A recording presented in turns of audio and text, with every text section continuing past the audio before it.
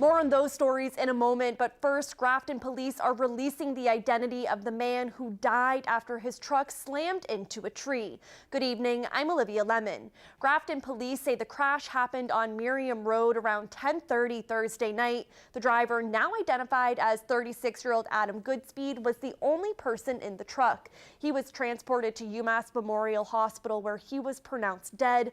Police say it appears the truck was heading west on Miriam Road when it crossed over into the eastbound lane and hit a tree. The vehicle then veered back into the westbound lane where it stopped partially off the roadway. The investigation of the crash is ongoing. After facing backlash for months, UMass Memorial Medical Center has announced a formal agreement with Harrington Healthcare to provide inpatient psychiatric services. According to the Telegram, the hospital will offer a twice-daily shuttle to other area hospitals after the state's Department of Public Health found the services necessary. In January, UMass announced it would be closing 13 of its 27 psychiatric beds and converting them to medical surgical beds. Members of the Massachusetts Nurses Association and City Council members rallied against this. Meanwhile, the medical center does still plan to close the beds on June 1st. A mini bike-a-thon set to happen this weekend in Sturbridge will help raise money for cancer research. The Central Massachusetts PMC Challenge Kids Ride is one of more than 35 across New England. Saturday, local children will come together with the common goal of raising money to make a difference in the fight against cancer. Little kids making a big difference. This Saturday, 10-year-olds Cameron Sexton and Reed Thompson will ride their bikes to raise money for sick children. We're raising money for cancer, and then we donate that to Dana-Farber, and then they make cures with it. About 50 kids are expected to participate in the Sturbridge PMC Challenge Kids Ride at Burgess Elementary School.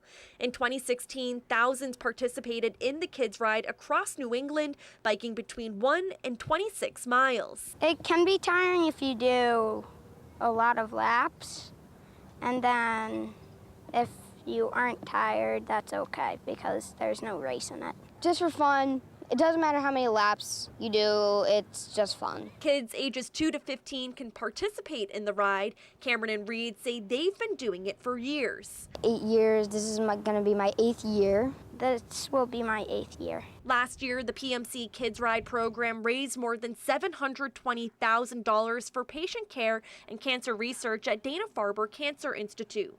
The two boys say they are looking forward to the day and helping those in need. And we'll just ride around and have a lot of fun.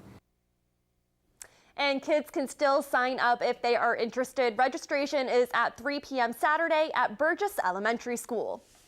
While many are happy about summer-like temperatures, doctors are warning about health risks it can cause. Our Cam Jandro has more on what you can do to protect yourself when the weather heats up.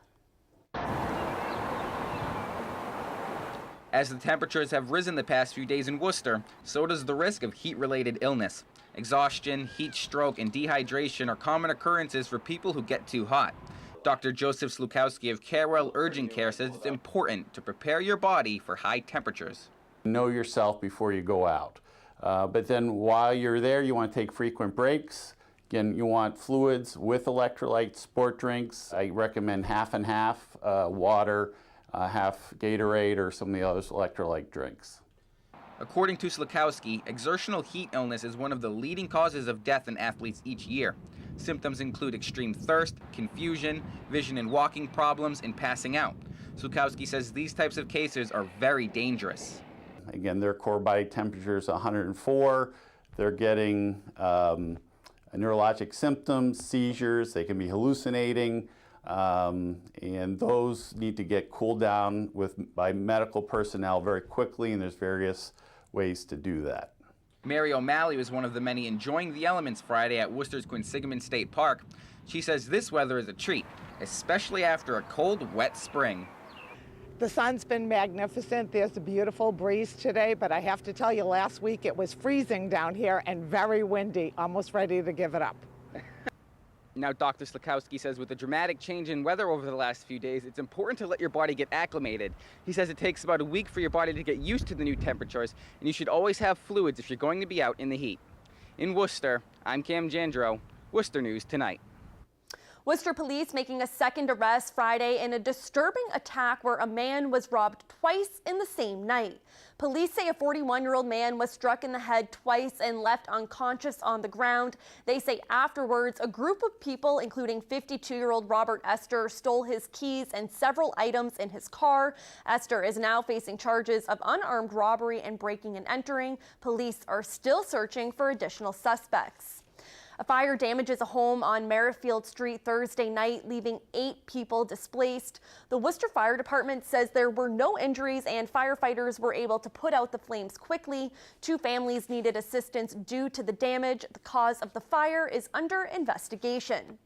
Worcester's public library could soon have a new main entrance. According to Mass Live, City Manager Ed Augustus announced Thursday the city will start plans to reconstruct the entrance to face City Hall. Augustus says this will help make the library help with the revitalization of downtown. Currently, the main entrance faces the parking lot. Summer-like temperatures for the second day in a row in central Massachusetts. And as our Catherine Andrioli shows us, to get residents in the spirit, Worcester is putting on events this weekend to get more people downtown and outdoors. People outside doing community events like this, it definitely builds a sense of community because everybody's working together, coming together for a common cause. Leo Baez watched as Worcester Common began transforming into an outdoor market. Hundreds of fresh plants and fruits were brought in and will be set up for sale Saturday morning. We're excited to be a part of the Worcester 100. So this year, the Worcester Common is hosting 100 events to get everyone out and about. We have herbs, we have vegetables, we have some berries. The Spring Garden Festival and Plant Sale is one of many outdoor events happening this weekend to kick off the growing season in central Massachusetts. This is the first really spring week that we've had. It's the start of a really great growing season. Over at Tower Hill Botanic Gardens, they're expecting more than 2,000 people tomorrow during their spring flower sale. Tower Hill's Robert Burgess says it will not only give people a chance to buy some plants, but also an opportunity to unwind and spend time outdoors. There's so many distractions we have in this modern age that being able to get outside, enjoy nature, the benefits of nature physically, mentally. Whether you're looking to add to your garden this weekend or just want to spend time with family outside, you'll have plenty of options here in central Massachusetts. Yeah, I think that there's a really good opportunity for people to talk to one another, to meet. We are encouraging people to hang out here for a little while. Don't just stop by and grab your seedlings. Come and enjoy the crafts, enjoy the music. And so it'll be really a fun-filled community event. In Worcester, Catherine Andrioli, Worcester News Tonight. A group of high school students from Harvard and Bolton have been raising money for 5 years for a good cause. Their efforts will help children with life-threatening illnesses and their families attend a special camp. Our Rosalind Flaherty has the story.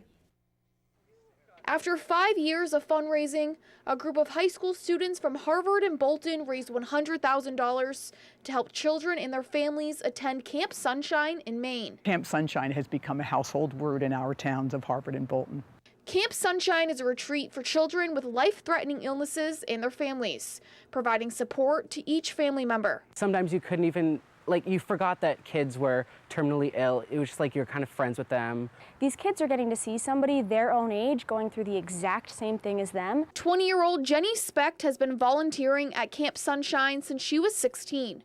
The now nursing student says she wants to specialize in pediatrics. I really don't think that I would have been quite so passionate about that area if I hadn't had that exposure to these kids. Coordinator Carolee Tong says the group started with a fundraising goal of $250 per student. We raised $25,000 in about 2 years.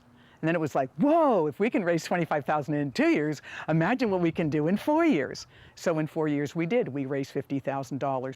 Tong says they also partnered with the Epilepsy Foundation and collected more than 1,000 bags of clothes over the past month. They raised 20 cents per pound, helping them reach their goal. I had done fundraising in the past for different activities, for different things, but this felt different because I knew it would be going to help create an experience for a kid. The $100,000 ensures 4 children and their families go to Camp Sunshine for free. The volunteers say the hard work is very rewarding. Camp has touched so many lives, and to help be able to keep camp running and working and making all of these changes in these families, it's a really great feeling. Rosalind Flaherty, Worcester News Tonight.